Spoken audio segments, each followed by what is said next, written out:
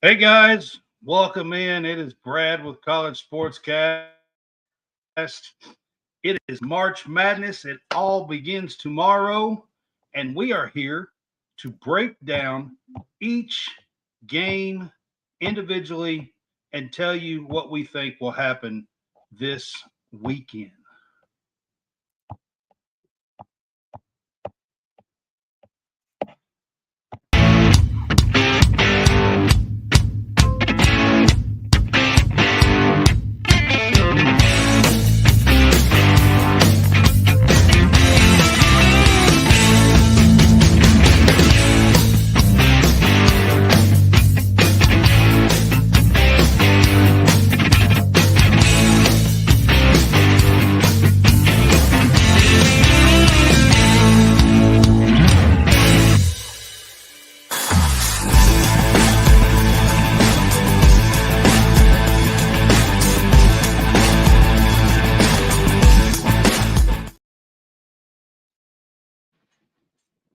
Welcome back, guys. Welcome in to College Sportscast. This is our NCAA tournament game day pick'em opening weekend.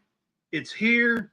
It starts tomorrow. Actually, the tournament started last night. We had some play-in games last night, and we've got a couple of play-in games tonight. The first winner in the 2024 tournament was Wagner. Wagner beat Howard last night, and they were the first winner for the 2024 tournament. What's up, John Hammonds? What's up, buddy? How's it going? Going pretty good. It's exciting time. Like I said, Wagner got the first win in the tournament last night. We will break down all 32 games, 64 teams, and we will try to do this as quickly as possible so we're not here for 6 hours. Yeah. Unless you're Virginia and can't put a ball in the hoop, so my gosh, I had to kind of throw that in there. Virginia's pitiful, man. I mean, that's pitiful. That's pretty bad last night, to be honest. So. Yeah. All right. So before we get started, real quick, if you are joining us on Facebook, you can now help support us by sending stars during this broadcast or when you're watching this broadcast. You can help support us. We can earn money by you sending us stars. That helps us make more of these contents for College Sportscast. And it might could help us get to the SEC tournament next year a little bit if we can get there. Yeah, absolutely. so hit that button. Get that button. It's stars. You can also subscribe to us now. There are several different ways on Facebook. If you're on Facebook, that you can help support us. Subscribing is a monthly 99-cent fee. That's all it is 99 cents to you per month. So there is a couple of different ways to help support us. Yeah. Let's see here. All right, man. Gotta get these. We're going to start out with the East. We're going to start out with the East bracket. Down at the bottom here, you see East scrolling. So we're going to start out with the East bracket. That's the top left corner if you're looking at the brackets. And we're going to start out. I've got the first little section of the bracket there. Here we've got number 1, UConn is the top of the sheet. Versus number 16, Stetson, John. We're going to start out with that game. It's a 116. UConn is the number 1 overall seed in this. Yeah. To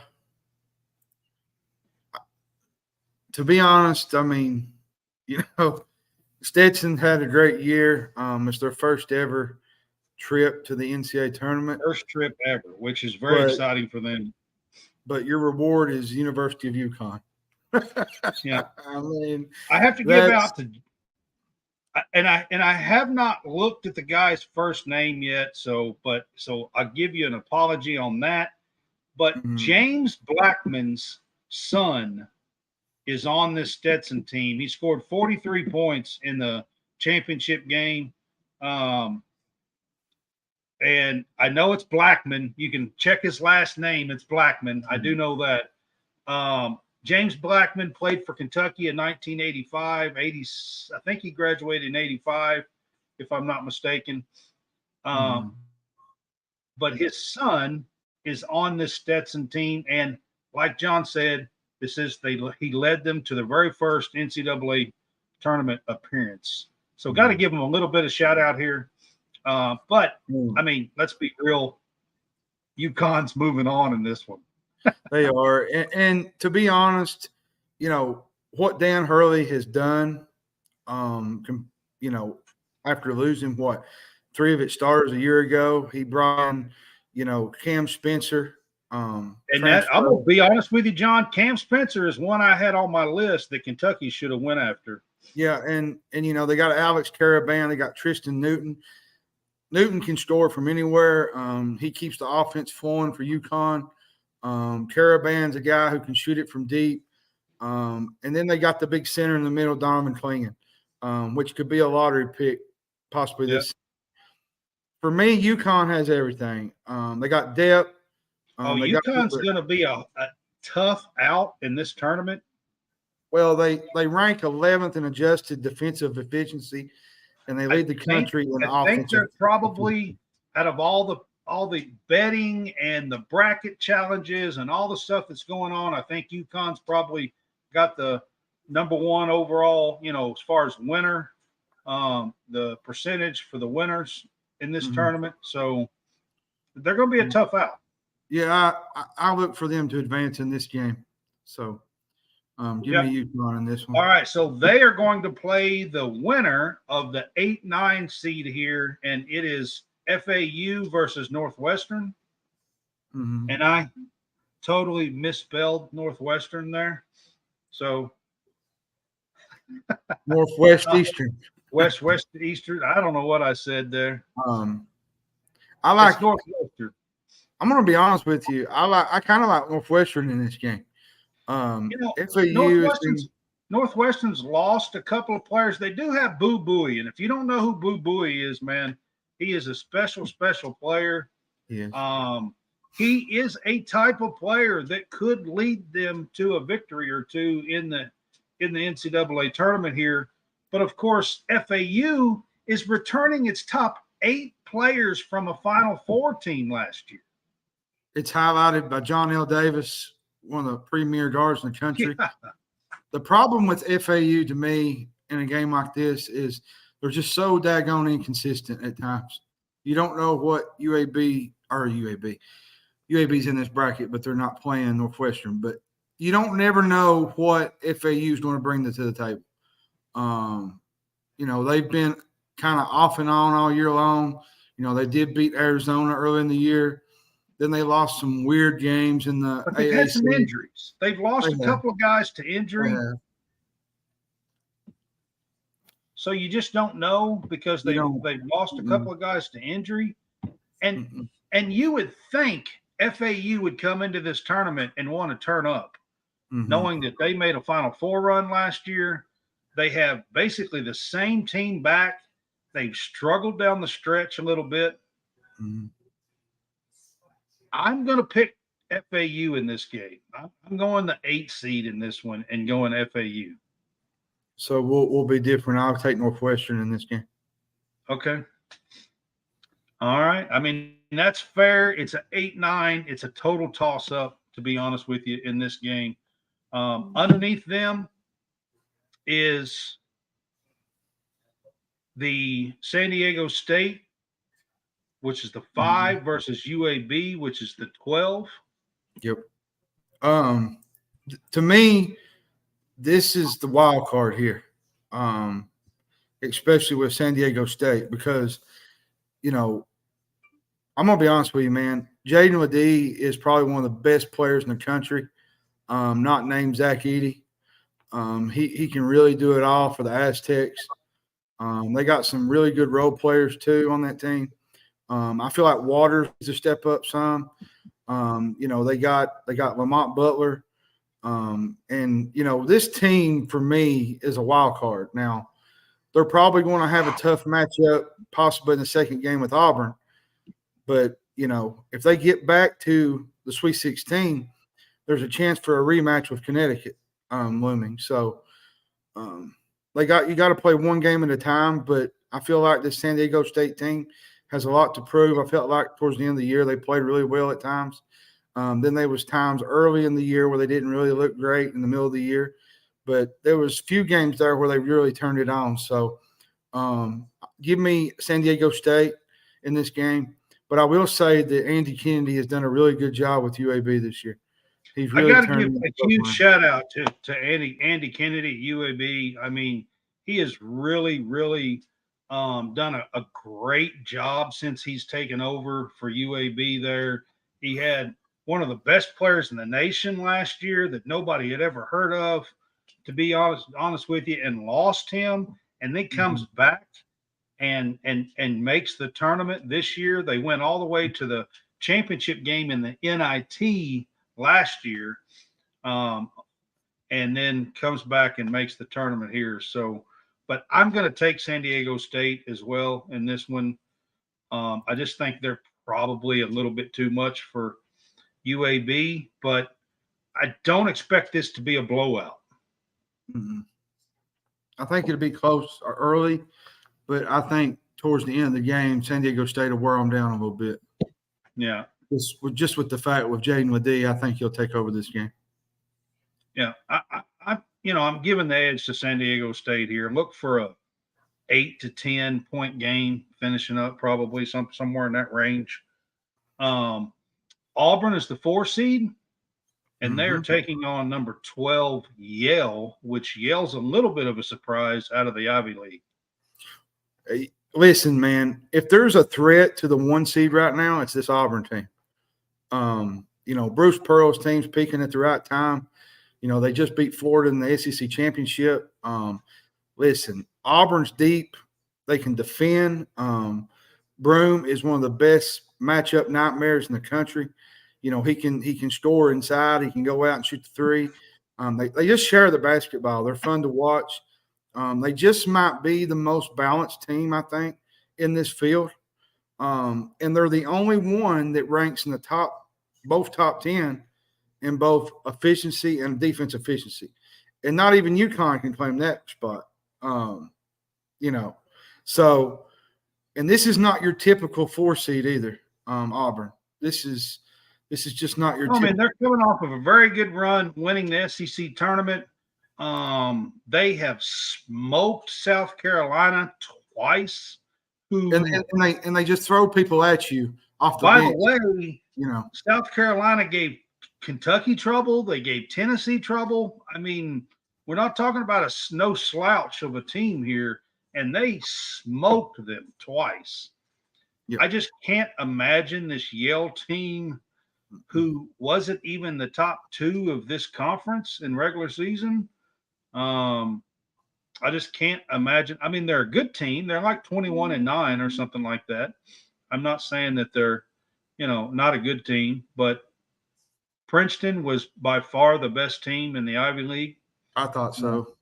Yeah, I think. And Harvard wasn't too bad as well. Well, and sometimes in those cases, not always the best team wins. That's just the way it works in the conference tournaments. So in this one, for sure, give me Auburn. Yeah, I'm going to take Auburn. I think just their overall depth and their bench is going to wear Yale out. And then before we move off of this, if you want to take a look at the Saturday, Sunday games here, mine was UConn and FAU and San Diego State and Auburn.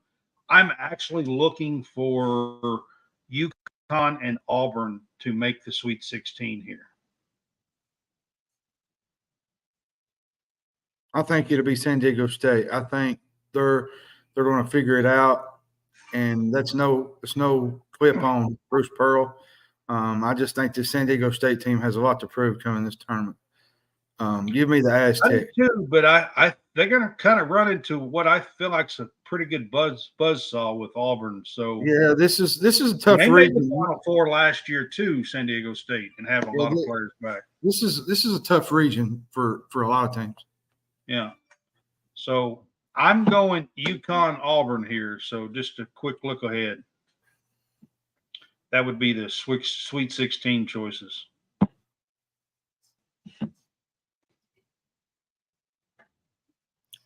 These are the Thursday games. Okay. All right. So number 6, BYU takes on 11 Duquesne. Mm-hmm. I think this is Duquesne's first tournament since 1977. I like this game. I think this is a different kind of matchup of different styles of play. BYU likes to play at a fast pace. The Dukes, they prefer a slower style, playing the shot clock on each possession. Grant and Clark can control the game with the ball in their hands for Duquesne. They also play really good defense on the perimeter. I think they're ranked 53rd in the country in three-point defense. And they come in red hot. They've won 8 straight. They've only allowed their opposition to score 70 points one time. I don't know about this. This game could go either way.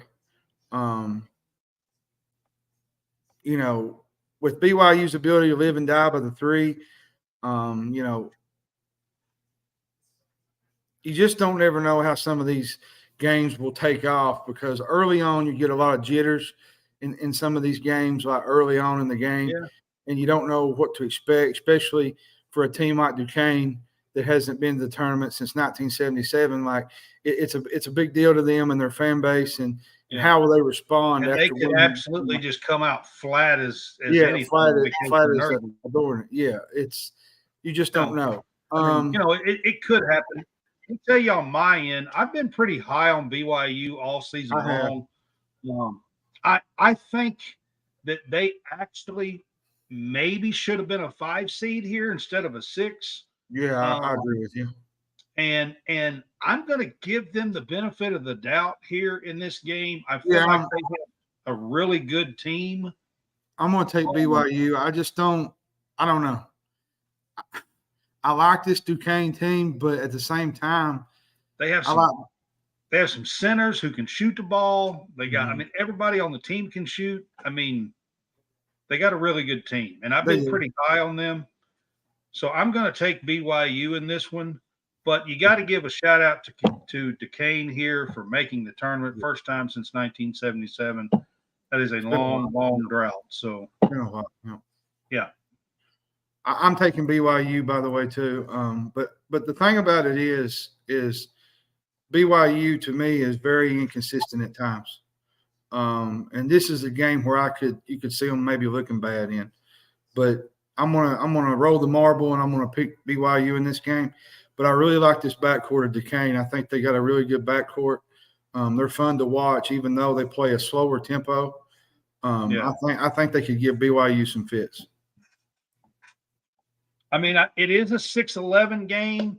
I was told, I was doing a little research, and I know everybody has always talks about the 5-12 game, but over the last 10 years, the 6-11 game has been one of the more likely upsets, even more so than the 5-12. Just to give you a little tidbit there.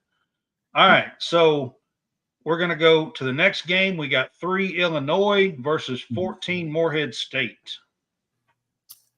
I like Illinois in this game. I just don't think Morehead State's going to be able to contain Shannon and Domask. They play really great offensively. Now, their defense at times just kind of whip and wham. You just don't ever know what you'll get with Illinois.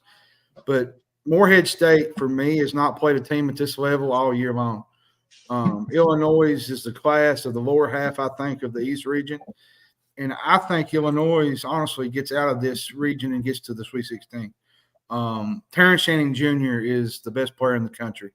Well, if you want to be fair, there's plenty of guys that are great players in the country, and he's just at least one of them. He can take over a game real quick. So, Illinois in this game. He was named All-American. Yeah, that's a fact. Give me Illinois in this game. Sorry, Morehead State. I know it's a Kentucky school, but you're going to be Yeah, in it's a for a tough tough game. matchup for Morehead State, I think. I think this Illinois team with Shannon is just a really, really good team. And their So, makeup on offense is, if you watched them in the Big Ten tournament, they can just turn it on at any time, and they can score with just about anybody in the country. And that yeah, says a lot about what Brad Underwood's done in Illinois with his group. yeah. And, Morehead State, Kentucky school, who has done really, really good stuff over the last few years. Yep. So, you got to give them a shout out for getting in, making this tournament. One of 3 Kentucky schools that's made the tournament this year, I think. I think it was 3. Yeah. I think it was 3. But I'm going to take Illinois in this one as well. And then our bottom of this bracket is Washington, number 7, Washington State versus number 10, Drake. Now, this one's kind of a toss-up, if you ask me. So I'll be honest with you, man. This could be a fun matchup. You got Isaac Jones that plays for Washington State. He's really tough. You got Tucker DeFries that plays for Drake. This should be a really fun 7-10 matchup. And I think whoever wins this game is going to have a decent shot at beating Iowa State. Because I'm going to be honest with you, man. I know Iowa State's number 2 seed. I know they playing well coming to the tourney, but I just don't trust them, man. Like I've liked them all. Even if they put a 28 spot on Houston, I know it's past performance. Yeah, Houston at 41. They made Houston look like Virginia. The problem with the thing with me is their past tournament experiences. They just can't seem to get. But they look pretty good in the Big 12 tournament. They did, but I think Washington State or Drake can give them a battle in that second game, given whoever wins that game, which I think will be Drake. I'm gonna choose Drake on this one. I think Drake and Tucker DeFries wins this one. That's where I've been leaning on this one as well, is taking the 10 seed in this one and kind of taking the upset. Mm-hmm. I don't know if people consider the 7-10 really an upset. I know the 6-11 is, but I'm not so sure that the 7-10 is really considered an upset. I know 8-9 is not, but I'm going to take the 10. I'm going to take the 10 seed here and take Drake. I really feel like this is a really good Drake team who, was in the Missouri Valley with Indiana State. And Drake comes out on top here and gets in. Indiana State, because of some bid stealers, did not get in. And I think this Drake team's ready to make a little bit of noise here and at least win in the first round here. So that's where I'm going to go. Our next game is Iowa State versus South Dakota State. Mm-hmm. Iowa State's 2 and South Dakota State is the 15 seed. Yeah, I think this line's too high, but I think Iowa State takes care of business here. But South Dakota State has a fun player in Zeke Mayo. If you've never watched him play, he's a fun player to watch. And the thing about South Dakota State is they're very good with ball security. They're not going to turn over a lot. So they're going to be kind of precise in what they do offensively. So you never know about a game, but I think I'm going to take my chances with the Cyclones in this one. I think, I don't think they cover the spread, but I think they win this game comfortably. Yeah, I'm taking Iowa State in this game. Look, they have played. I was not real high on them, but down the stretch, the way they played in the Big 12 and finished the way they finished in the Big 12 and then winning the Big 12 and the way they just manhandled Houston. Like I said, they made Houston look like Virginia. Yeah. I mean, quite honestly. And I mean, their defense – what is separating Iowa State here is the way that they play defense. Yeah, and they finally got some shooters that can shoot this year. Yeah, and that's a plus. And to add to that, with the Sweet 16, I got Illinois moving on, and I got Iowa State moving on. Just so everybody knows. Okay. I'm still not high on Iowa State, but I think they can get past these two rounds. So to look ahead to, I guess these games would be on Saturday if they're Thursday games. To look ahead, I've got the upset here. I told you I've kind of been on BYU. I've got BYU over Illinois, and I also have Iowa State moving on over Drake. So I got Illinois and Iowa State in the Sweet 16. So yeah, and I got BYU. That would be a fun matchup. Offense versus defense. Which one collapsed first? Right. And I got BYU over Iowa State. I mean BYU and Iowa State, not over. Sorry, going to the Sweet 16. Hey, we'd have a Big 12 Sweet 16 again. BYU's in the Big 12 now. So yep, they are. I mean, I think the BYU Illinois game could easily go either way, but I picked BYU, so I'm going to stick with it. And then if you go to the bottom left of your bracket, we're going to go to the West. The West, the number 1 seed is North Carolina. They're playing. These are the Thursday games. Okay. The number 1 North Carolina is playing number 16 Wagner. Wagner won last night in the play-in game, beat Howard, was the first winner of the tournament, of the 2024 NCAA tournament. So they've already got a game in and got a win.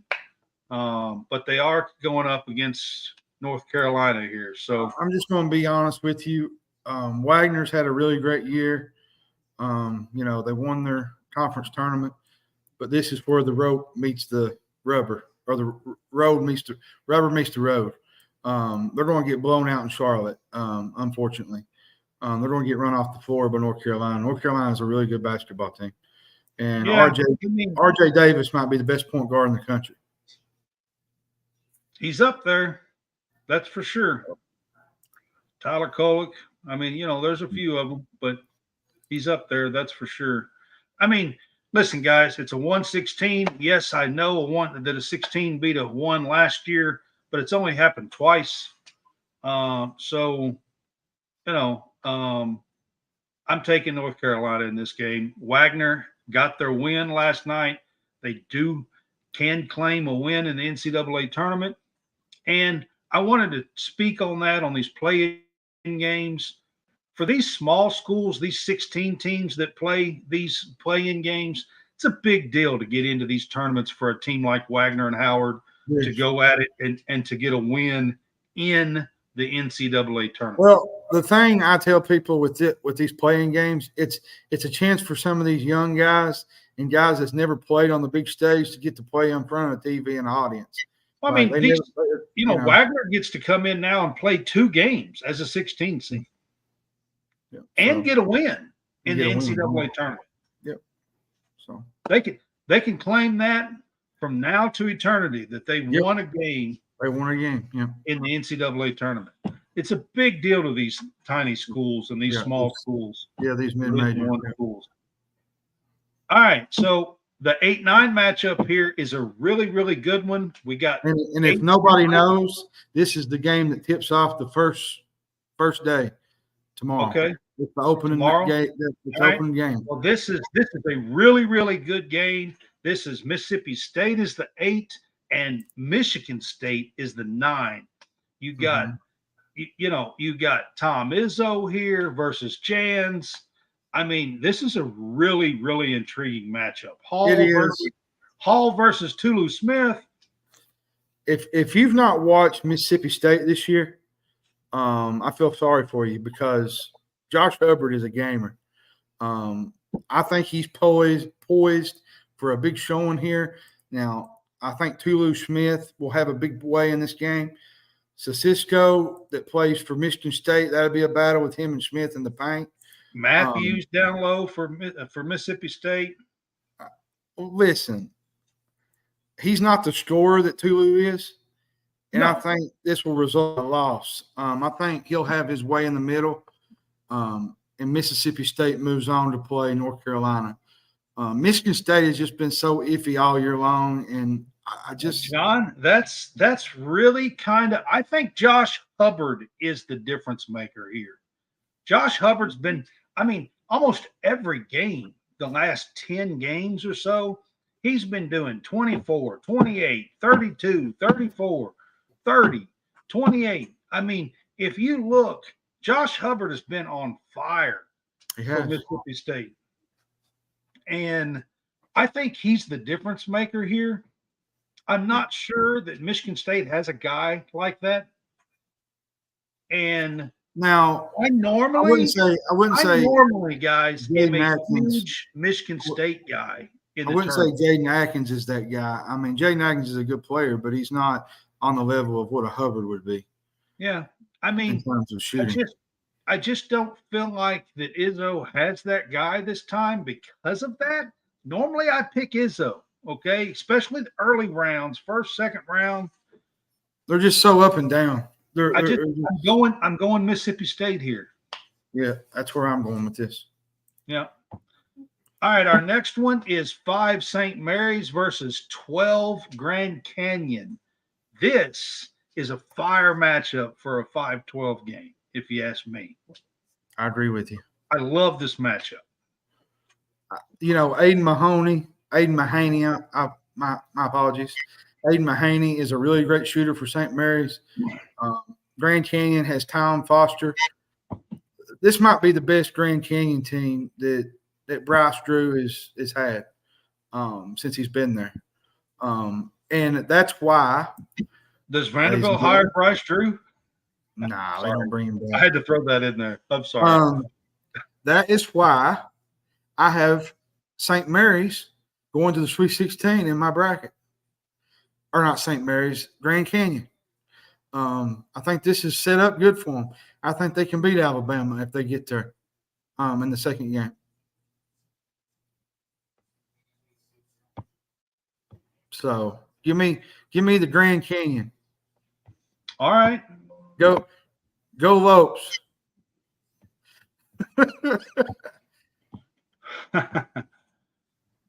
All right. So for me, guys, I mean, it's hard for me not to take Grand Canyon in this one. I kind of feel the same way.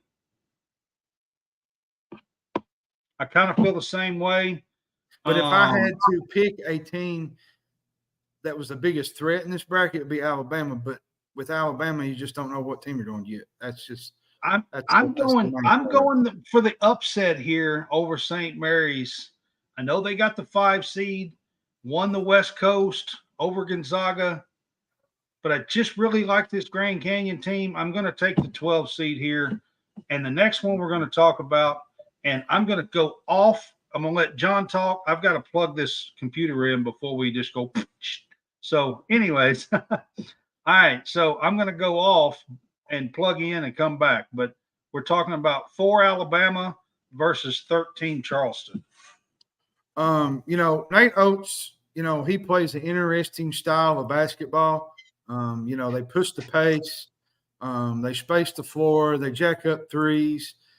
This Alabama offense is the closest thing, I think, to a pro offense. I really like watching Nate Oates' team play. They generally performed up to expectations. Last year was a big exception, though. They lost to San Diego State in the Sweet 16. But we haven't really seen their style of play, how this would work in the later rounds. Only 3 teams in the field shoot from long range more often than Alabama, and one of those is Charleston, College of Charleston. I think they'll win this game, but if they draw a team like, say, St. Mary's or a team like, Grand Canyon in the second round, I feel like they can be headed for another early exit. This Alabama team reminds me a little bit of Kentucky in a way, with the way they play D. You just don't know what you're going to get with them. But at the same time, they're fun to watch offensively. Alabama goes as Noah Sears goes. Not Noah Sears. Mark Sears. Mark Sears.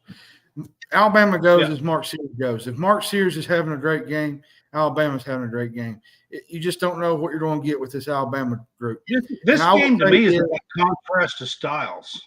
And I'll say this too, while we're on this topic, Pat Kelsey has done an amazing job at Charleston. What he's done there brought stability to that program, and what they've done, props to him and the Cougars. Yeah, I mean, this is about contrast to styles here, if you ask me. Alabama wants to run you plumb out of the gym and score 110 points, 120 points. Mm-hmm. Charleston wants to kind of play half court, score 70 or 80. But they can shoot the ball really well from the outside. They can. They're good shooters. They can. So. I'm taking Alabama in this one. I really like Mark Sears, Estrada. I felt like that I'm drawing a blank on his name, the big guy that came from North Dakota State. Grant Nelson, thank you. I was drawing a blank on his name. I feel like Nelson kind of was coming into his own down the end here of the season. But they have had a few struggles. They haven't really looked like they ran into some buzzsaws against Florida twice, Kentucky. But I am going to take Bama in this one. I feel like I'm taking the safe route here with Alabama, but I'd be hard pressed not to pick an upset here, though. All right. Our next one, we're going to go down to the bottom side of this bracket, guys, and we're going to talk about Clemson, 6th seed versus number 11, New Mexico. This should be a fun game. You got Jalen House, you got PJ Hall, you got Jamal Mashburn, you got a bunch of NBA guys, kids playing in this game. Jalen House with Eddie House. Then you got Jamal Mashburn with Jamal Mashburn Jr. And then you got Toppin, the big boy in the middle, which is Obi Toppin and Jacob Toppin's little brother. So there's a lot of storylines in this game. I'll be honest with you, man. The way New Mexico is playing right now, I'd be afraid not to pick them. And the way Clemson has ended the year, I don't know. It's just hard pressed for me to pick Clemson with the way they're playing right now. I have been high on Clemson all year long. I have too. I've been saying that they were going to come on. I've been saying that they were going to win games. I said they were going to be the sleeper in the ACC tournament. And they laid an egg. But they just haven't. They went 11-9 in the ACC. I don't think the ACC was all that difficult. Mm-mm. But you take Duke and North Carolina out. I mean, look at Virginia. They were 3rd in the ACC. That tells you what kind of conference it is. I mean, I feel like this Clemson team with PJ Hall, and, they have 2 or 3 guards. I feel like they have a really, really good team. The transfer from Syracuse. I mean, but here's my deal. I also have been very high on New Mexico since last season. And last season, the wheels fell off the last 8 ball games, and they missed the tournament.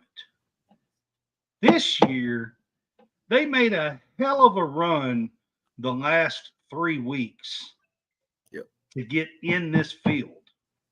The last week, but the last 3 weeks, if you go back and look.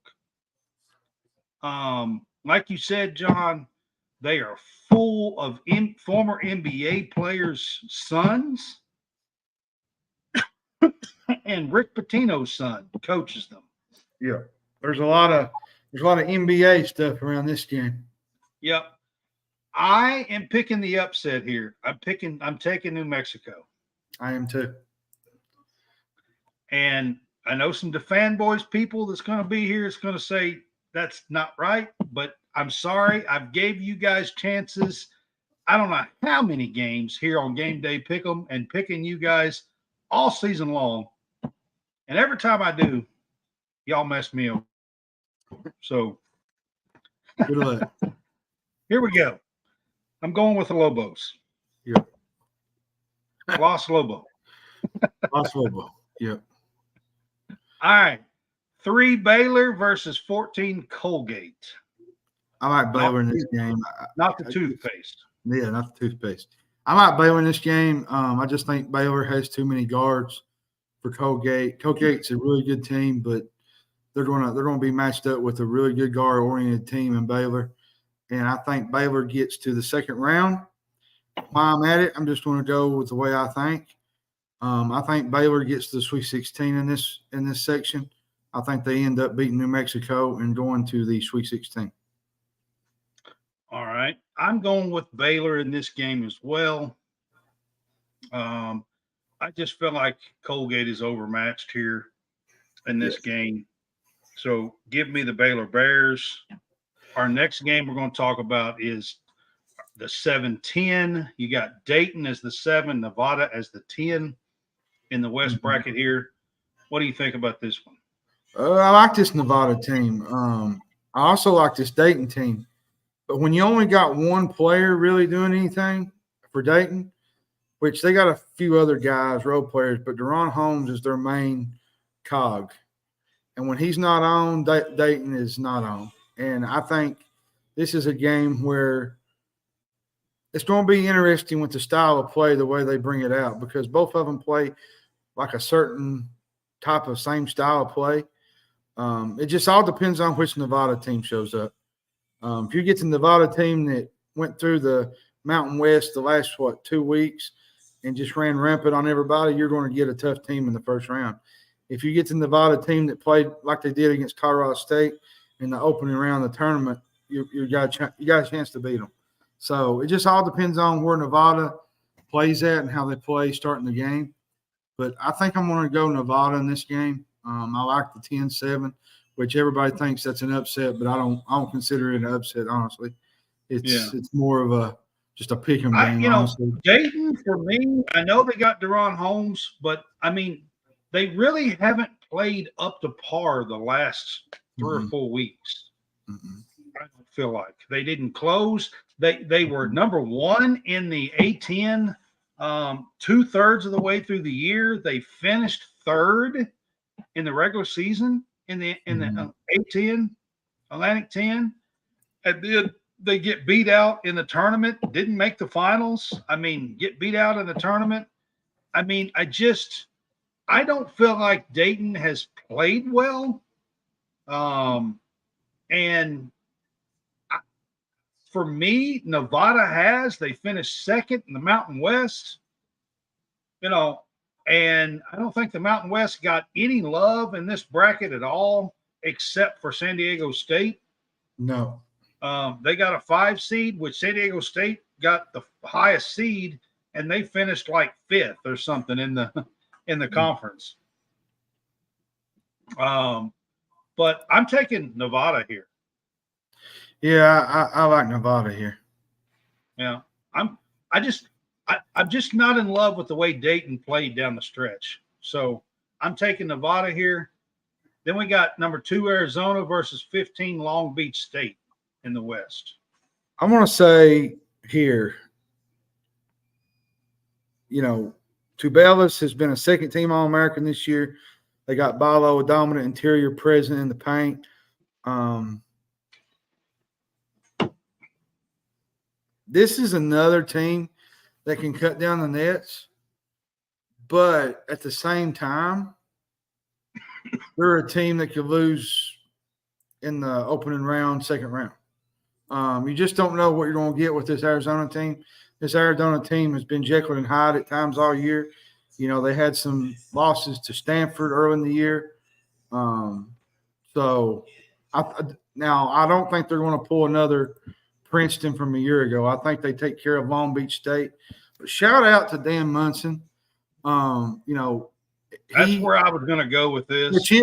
Which it was a mutual thing between them and the athletics. He's been there, what, 17 years or something like that? 14 years, 17 he was years? let go on that Monday, and then he ended up winning the whole tournament.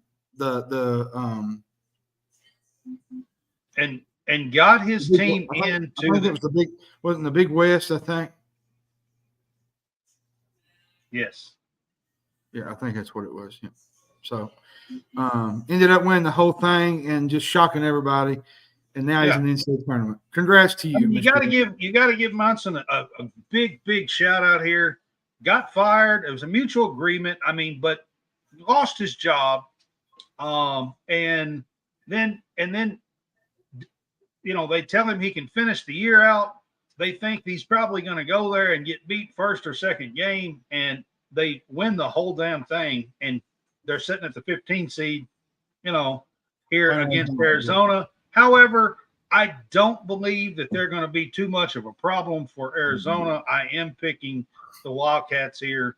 I got Baylor and Arizona in the Sweet 16. So well, I'm going to mix it up here. I've got New Mexico surprising Baylor and Arizona. That's where I'm going to go. I really like this New Mexico team. I think they're good. I think they have the most talented roster. I think they've been hot down the stretch here.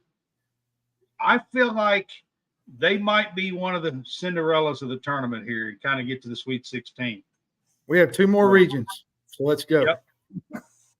So I'm picking New Mexico and Arizona. All right. The East region is the one we're going to do next. Now, this is the region that is the top right on the brackets. If you're looking at the brackets. No, this is the South. What's that? This is the South region. Houston's the South. What did I say? You said the East. I'm sorry. We already did the East. Yeah. We already did the East. Yeah, we did the East. Yeah. We already did the East. I meant South. This is the top right, the South. I meant that. I don't know why I said that. A few of these games are actually these games are Friday. So all these games are Friday. Well, the first game in the top of this bracket is number 1 Houston versus 16 Longwood. I got Houston. Longwood don't stand a chance in this game. And I'm not going to try to get into a big debate here. Houston's got a really great defense.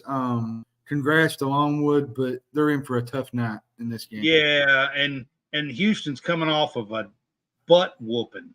They are. And they haven't taken a whooping like that in 2 or 3 years. So look for them to come out a little angry in this game. I wouldn't want to be Longwood if I was them.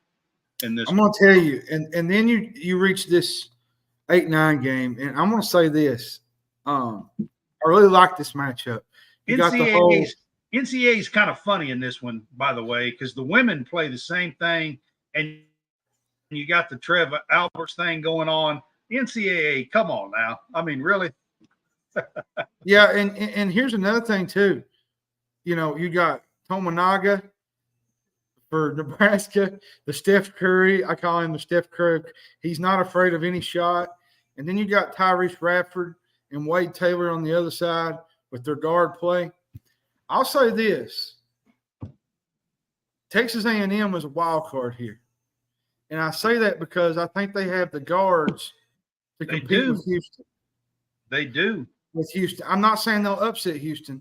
I'm saying they got the guards to compete with them.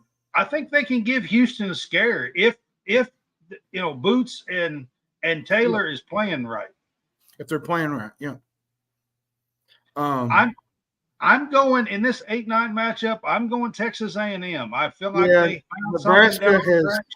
Well, and the thing about Nebraska, I love this. Nebraska has come on down the stretch. I think they found something down the stretch the last 5, 6, 7 games that they didn't have most of this year, and he's been scoring, 14, 18 for them. I think they really found something down the stretch on this team. Well, and the thing about this Nebraska team, they're just so inconsistent away from home. They're just not a real good team away from home, and that's an issue but which they won't be home this. They'll be a neutral court, but still, they've been tough away from their home environment. So, yeah. So I'm taking Texas A&M here. Then we go to the 5-12 matchup, Wisconsin versus James Madison. This is a possible upset region here, I think, because you got a team like James Madison that likes to play fast, do things, get after balls, get rebounds. I think they're going to make Wisconsin very uncomfortable in this game. I'm not saying Wisconsin's going to lose this game, but I'd be weary of that first round game with the Dukes, because the Dukes can play basketball. Yeah, this is a game that I think James Madison is going to be right there. And it depends if Wisconsin gets tight in these games. What happens in these, in a lot of these close tourney games when you're playing a team like a James Madison? And I'm going to tell you something, man. The game gets tight and it's late, and you feel the pressure and you start making mistakes as the top rated team in this one. And then you wind up, they hit a shot and they beat you. That's how that happens. I'm going to tell you something, man. The duo of Terrence Edwards Jr. and TJ Bickerstaff, and the way they play this up-tempo style, all year long they've wore opponents out with it. And that's the reason why I think they have a real chance here with Wisconsin, because Wisconsin don't want to play that up-tempo style. And I think this will be a popular pick for an upset by many people. I just think they got a tough draw with Wisconsin, I think, because of their defensive pressure and their style. I'm going to go with the upset, but I'm going to go with it and go James Madison. That's where I was going. I was going with JMU too. So yeah, I think I'm going to go with it and go with James Madison here in the upset in this one. And then we got Duke versus Vermont. Vermont made the tournament. Seems like 5 years in a row. This is a sneaky game, man. It seems like they've made the tournament like every year. Seems like this is one of these sneaky games.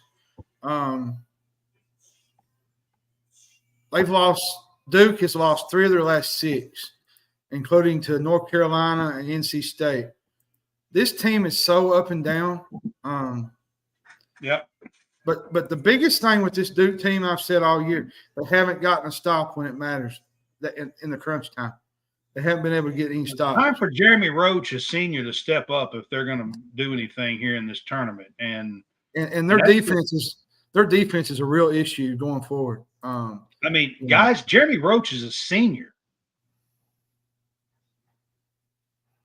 Like, I think that it just sounds crazy. Like, didn't he just show up there like a year or two ago? Yeah, it just, I think Vermont will give them a tight game, but I think Duke ends up winning this game. That's kind of where I am. I know Duke has struggled some down the stretch here, but they took an early loss. They took an early loss last year in the tournament.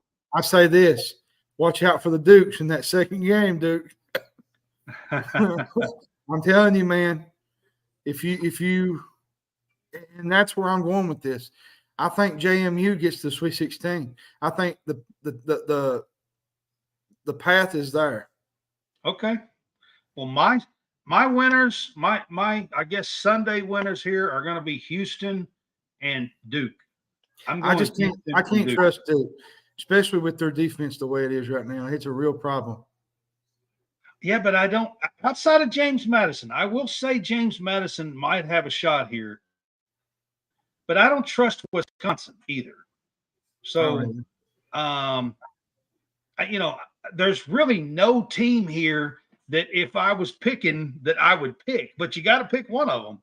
Yeah, so I'm going Houston and Duke. Yep.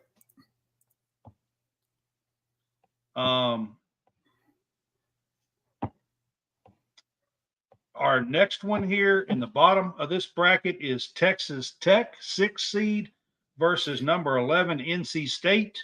These are the Thursday games. Yep. Let's see here. if Washington might not play, I don't even know if the big man for Texas Tech is even going to play tomorrow. If it is, I think the spread would be a lot higher. Enticing as it is to bet on NC State in this game after their ACC run, I just think their legs are going to be worn out. That's just my take on it. They do got a really great player in DJ Burns. He's a beast in the middle. He can get after rebounds. He can got such good touch. And his feet. He knows how to move his feet better than anybody in the country. But his shot is so soft. It can just hit the rim a few times and goes in. He's got such good touch. I think where this game is won is Texas Tech is a really balanced team. And, I think the Red Raiders, I think NC State's perimeter D is 280th in the country. And I think Texas Tech's going to exploit that, and they're going to hit some shots. That's where I am. I know that NC State is kind of the darlings right now. They've been, people are picking them here. It's hard for me to pick a team that went 9-11 in the ACC to beat Texas Tech, who is one of the top 3 teams in the Big 12. Yeah. I just have a hard time doing that. I'm going Texas Tech here in this game. That's where I got this one going. So yeah, I'm going Texas Tech in this one. And then we get to Kentucky here. Kentucky is the 3 seed playing 14 Oakland. I'm going to say this. This is tomorrow night at 7. Oakland is a fun story for the college basketball fans, but I just think it ends tomorrow. For me, I've watched a little tape on Oakland. They're just not efficient enough offensively for me to keep pace with Kentucky. Oakland might keep this game close for a while, maybe first 15 minutes, but it's going to be tough sledding. Kentucky's really good from deep, and Oakland's perimeter defense is really bad. They're 237th in opponents' three-point percentage rate. And the Kentucky has a big significant edge on the glass too. I think just where the high tempo, Rob Dillingham, Reed Shepherd thing, I think Kentucky advances into the second round, and I think they cover the spread and they advance tomorrow night without giving Kentucky fans any heart attacks after the game. So that's kind of where I'm leaning with this one too, John. I just don't know that this Oakland team can. I mean, they're a good team, and I'm not going to say that Kentucky's going to rout them. That's not what I'm saying. I think it's a 10 to 15 point win tomorrow. I'm going to say this. Fairly comfortable. Their coach made a comment today, said that we didn't have no bigs in the middle in the post, and Trey Mitchell kind of took offense to it. And I look for Kentucky. That might be coach's speak, whatever, but yeah, I think Kentucky will come out and punch them in the mouth early. I could be wrong, but I think they do what they need to do tomorrow and then win. Yeah. But I will say this. This is a game I'm not real worried about, but 2 years ago I wasn't worried about a team either, and look what happened. So I will say this about Oakland. They have a really good big man, Trey Townsend. He's one of the best big men in the country. They do. Townsend is really good. And one other thing that I want to say about Oakland here is Kentucky better recognize their shooter. And I'm not talking about Townsend. They have a guy that has shot 327 3-pointers this year and he's made 121 3-pointers, which leads the NCAA Division I in 3-pointers made. So they better find him, because if they let this guy get hot and hit 7 or 8 threes, then Oakland's going to be in this game. So there you go. There's your couple. That's the 2 guys, the shooter and Townsend. That's the 2 guys that you got to really take away. You're muted. Oh, I'm sorry. Yeah, there you go. I think Kentucky advances. Yeah, I am too. I'm taking Kentucky. We'll move on to 7 seed Florida versus the winner who is playing right now, Boise State and Colorado. They're the 10 seed. And I don't have it up, so I'm not sure who's leading. Let me go check real quick. But they are playing right now, Boise State and Colorado.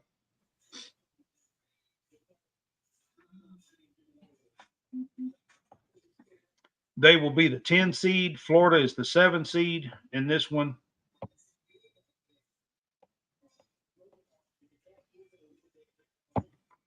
Jerry Carter. Yeah, bulletin board material for the coach. I agree. It's 13-12 with 7 minutes to go in the first half. Another Virginia type. Wow. 13-12, and there's only 7 minutes to go?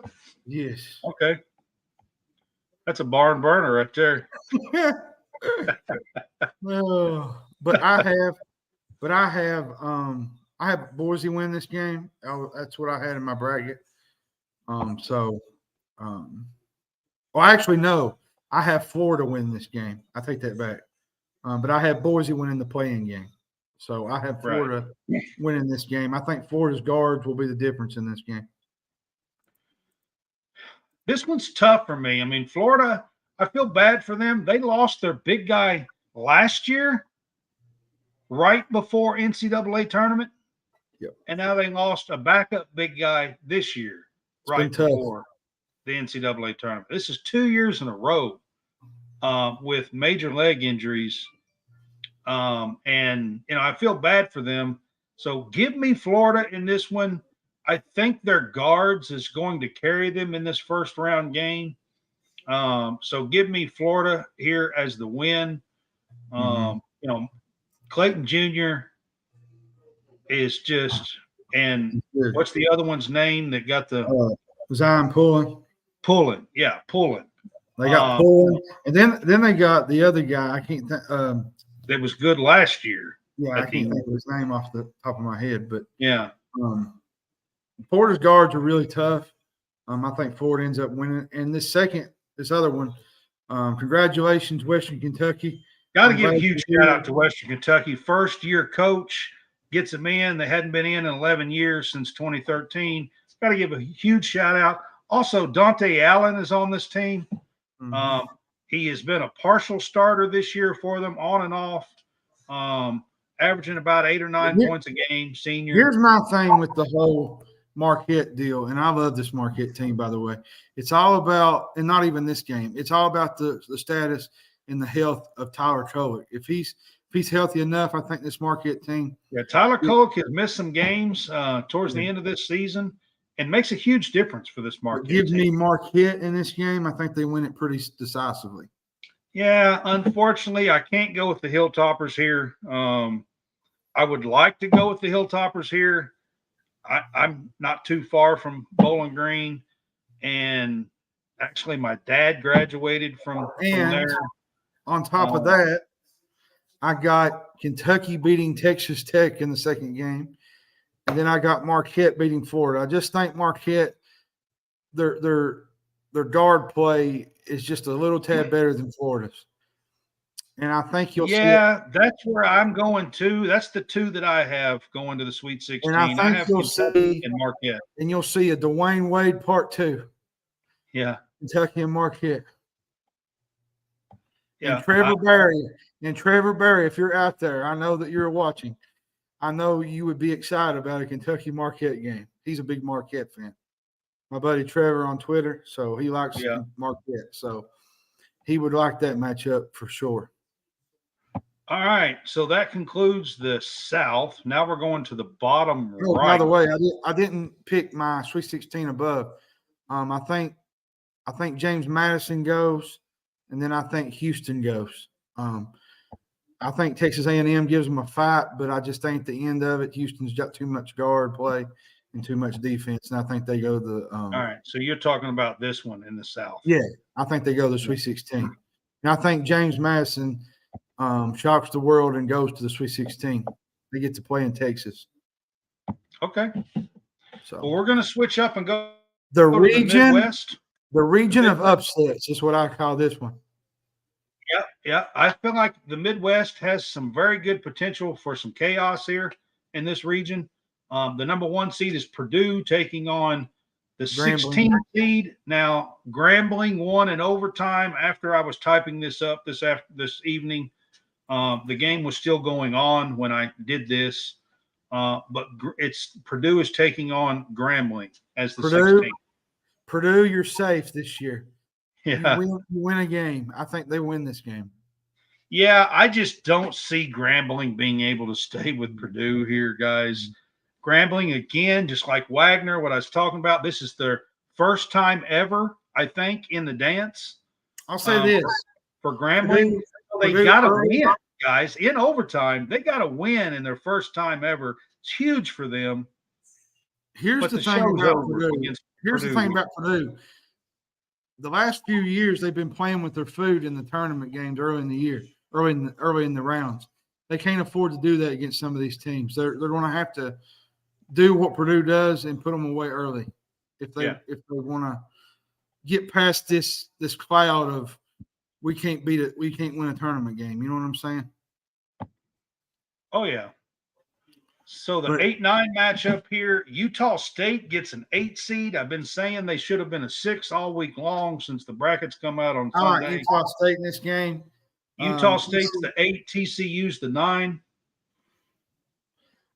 Utah State is my pick in this one. I think TCU is they're too overrated right now. They haven't really played good down the stretch, and I think Utah State wins that game.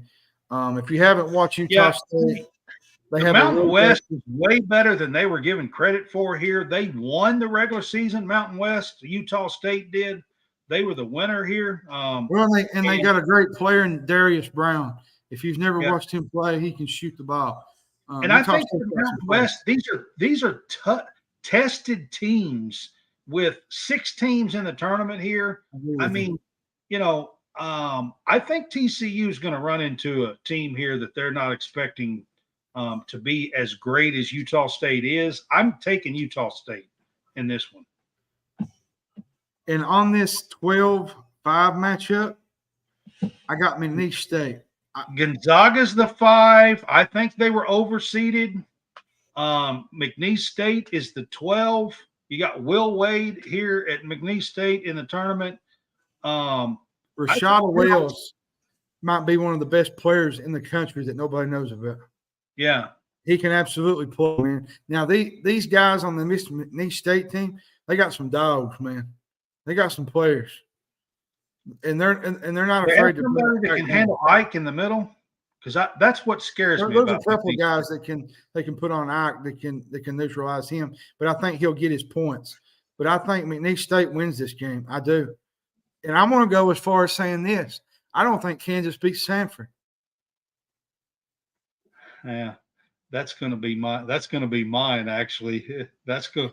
That's the one I'm going to. You're going to have McNeese State and Sanford playing for a trip to Sweet 16. I'm going to be honest with you guys. That's what my bracket looks like. I have McNeese State and Sanford as a 12-13. And if you don't know about Bucky Ball, you're getting ready to get introduced to it. I'm telling you guys, I just have a feeling that this is the upset bracket here. I'm going McNeese State 12 over Gonzaga.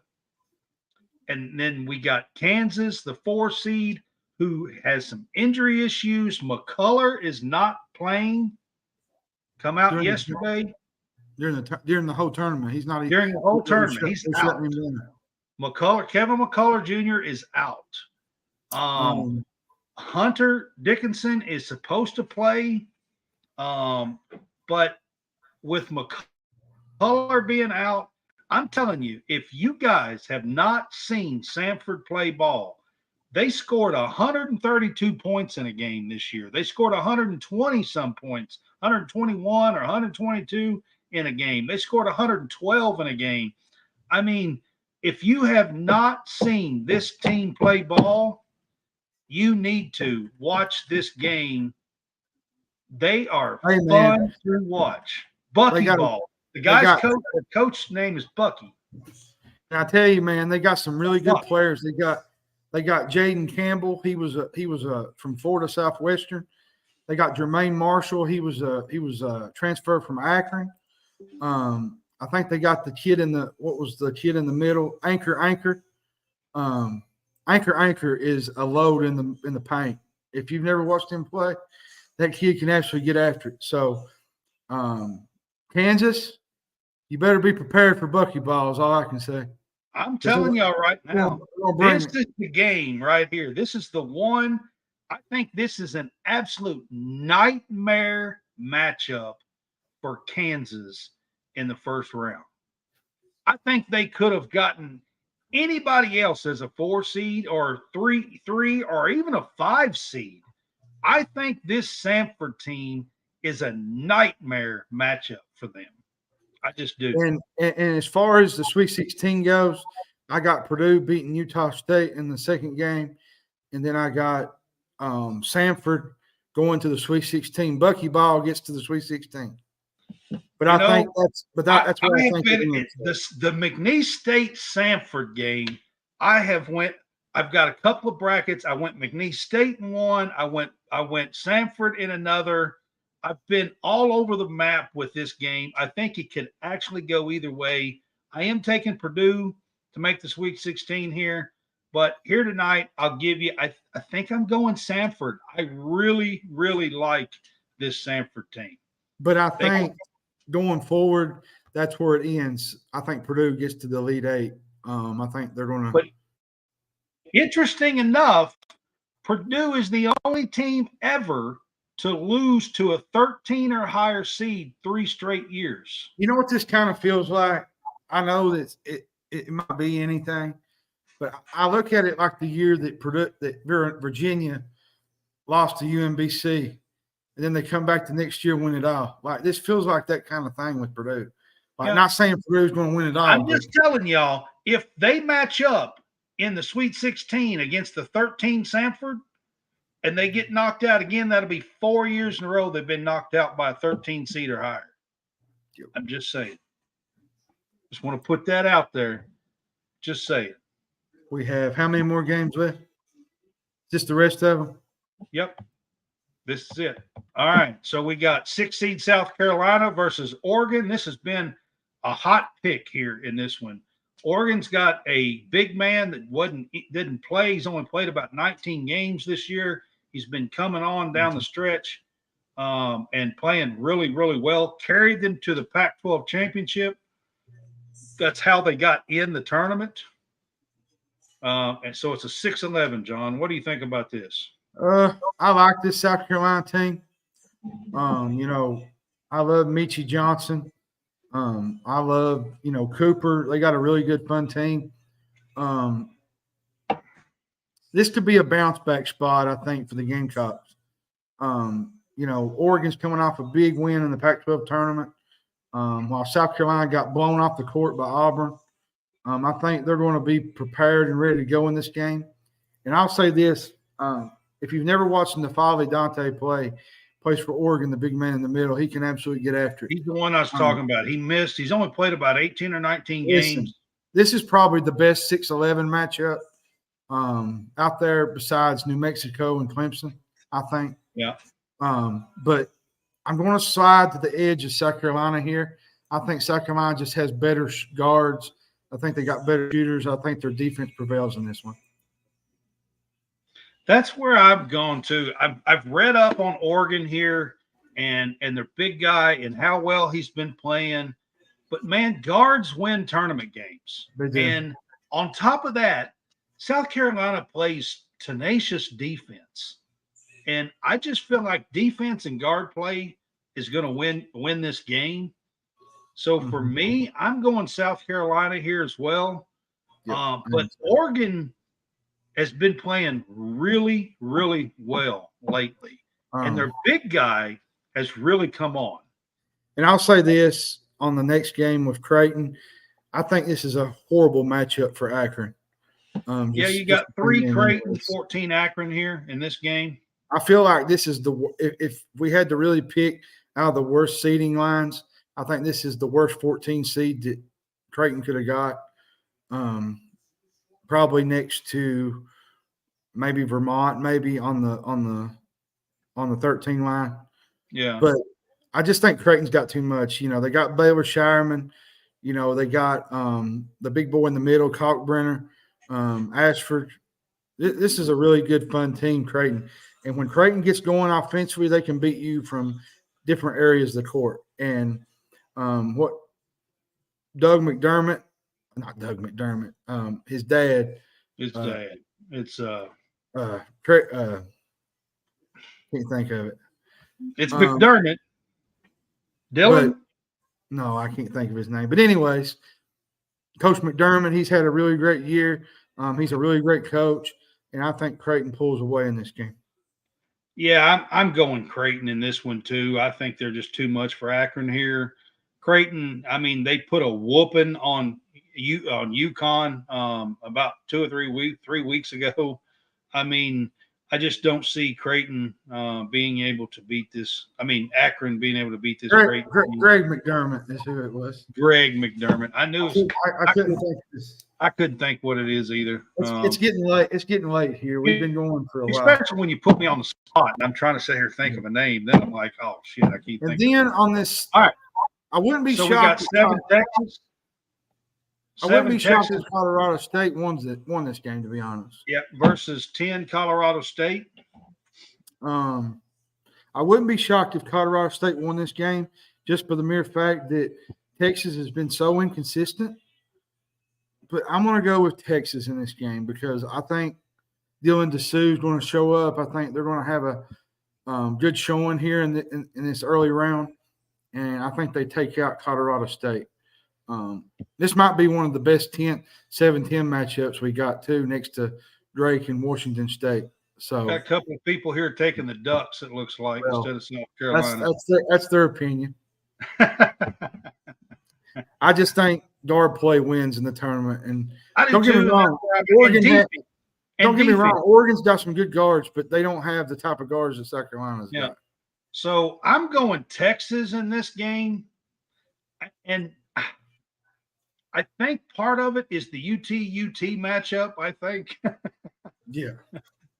So I mean, I want to see which one's got the uglier orange. Mm-hmm. Here's the funny thing about all this. Here's the funny thing about all this whole thing going down is Tennessee draws St. Peter's, a team that beat Kentucky 2 years ago. Tennessee gets 15 St. Peter's, who is the one that knocked out Kentucky and Purdue, by the way, 2 years ago in the Sweet 16. They knocked out Purdue as well. Man, if St. Peter's gets on a run and starts hitting shots like they did 2 years ago, that fan base gonna get behind them, man. They're gonna. I heard a fan say something the other night. I thought it was really funny. He said, "God, I'm not asking for much." He was talking about St. Peter's with Tennessee. It was on Twitter. Listen, Tennessee fans. If you think that I am wishing and praying, okay, if you think I am praying for St. Peter's to beat you, then you are out of your mind because I don't operate that way. I know a lot of Kentucky fans who are making jokes about it and that do. I'm not going to say that. We're not like that, no. But I'm not like that. Listen, I really think I like this Tennessee team. Hammond knows I have been talking about Dalton Connect here on College SportsCast all season long about just how great of a player and that you needed to watch him early on. We got some amazing, like down this crack right here, we got some amazing storylines. You got South Carolina playing their former player, Oregon, Jermaine Couisnard. He plays for Oregon. Then you got Tennessee and possibly Texas. Playing with the Rich Barnes factor. So there's some good storylines in this. I mean, listen, I really kind of like this Tennessee team, not like that kind of but I think this is a good team. I really do. I know they've laid an egg against, they come back and played pretty decent against Kentucky, but they lost in Knoxville And then they did not play well in the SEC tournament. Lost the Against first game Mississippi out State. to Mississippi State. Mhm. So, but So I before think this Tennessee team can make a run. So I've got Tennessee winning over St. Peter's here, and then I've got Creighton and Tennessee winning the 2 games and moving on to the Sweet 16. And that's who I got. I got Creighton and Tennessee going to Sweet 16. Before we get off here for the night, do you want me to give what the schedule looks like for tomorrow? Yeah, sure, you can. Yeah, Since everybody would probably like to know. So tomorrow, this is tomorrow's schedule now. This is the day session, so bear with me. Michigan State plays Mississippi State at 12:15 on CBS. Duquesne and BYU play at 12:40. Akron and Creighton play the 1:30 game. 2 o'clock is Long Beach State.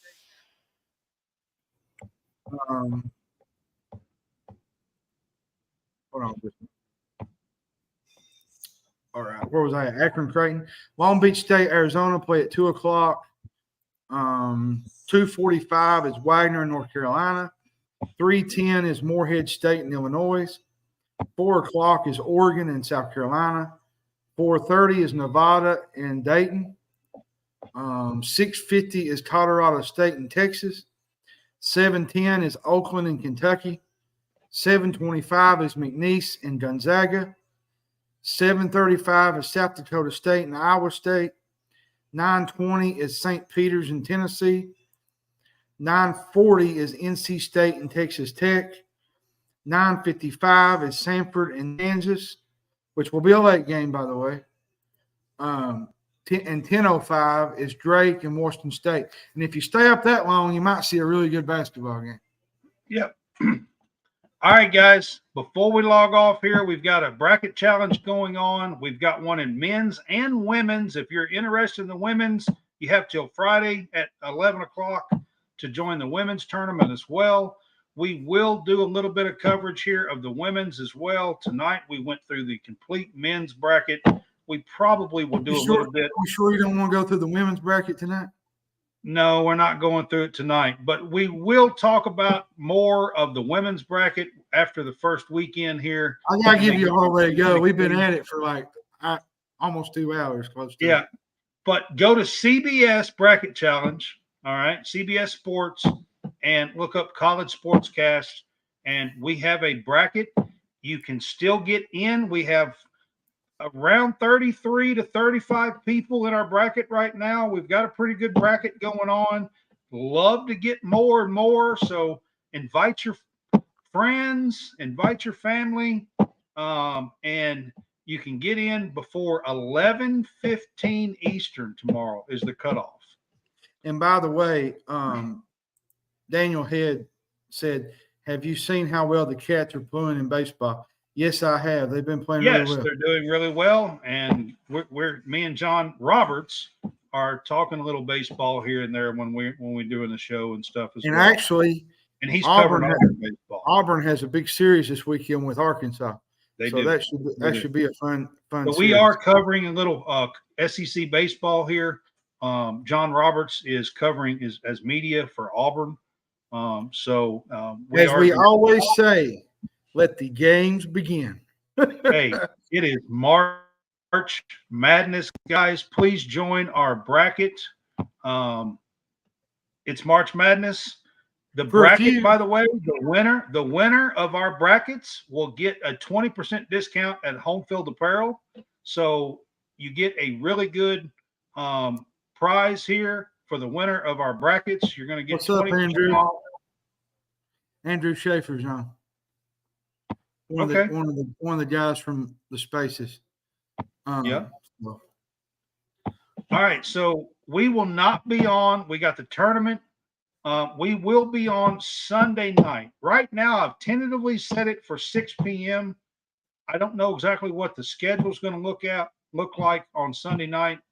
Oh, by the way, quick thing here. You want me to update the NIT tonight? What happened in NIT? Quickly, we're going to be about out of time. Wake Forest beat Appalachian State 87-76. UNLV beat Princeton 84-77.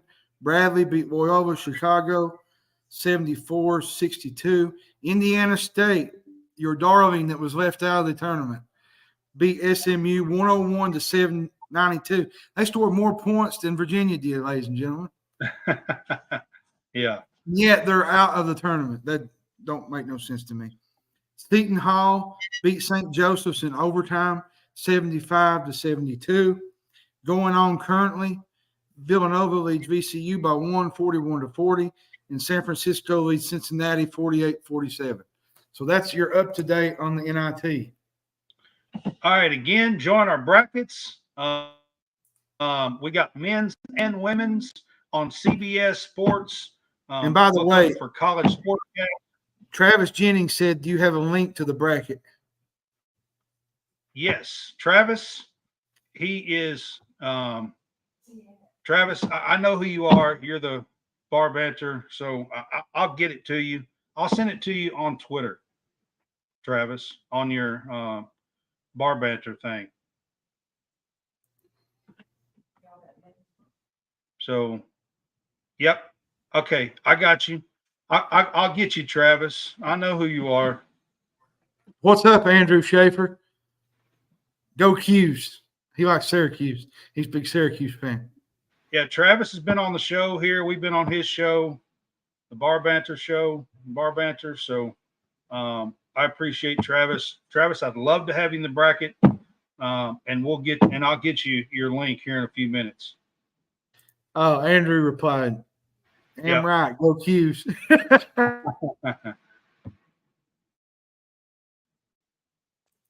All right, so who said, wait a second, somebody asked me, hey, Brad, can we see everybody else's pick in your bracket? Yes, you can't right now. It's locked until the deadline. It's locked until the deadline ends tomorrow at 11:15 a.m. He said after the deadline, then I think it's unlocked and you can see everybody's, because nobody can change anything afterwards. Right now, you can change your picks. You can go back in there and change them if you think, oh, well, maybe Wisconsin's going to beat James Madison. You can go in there and change them. But after 11:15 tomorrow, they're locked. Yeah. He said, good luck to Kentucky. I said, Kentucky fans will be on pins and needles all weekend because this is a huge weekend.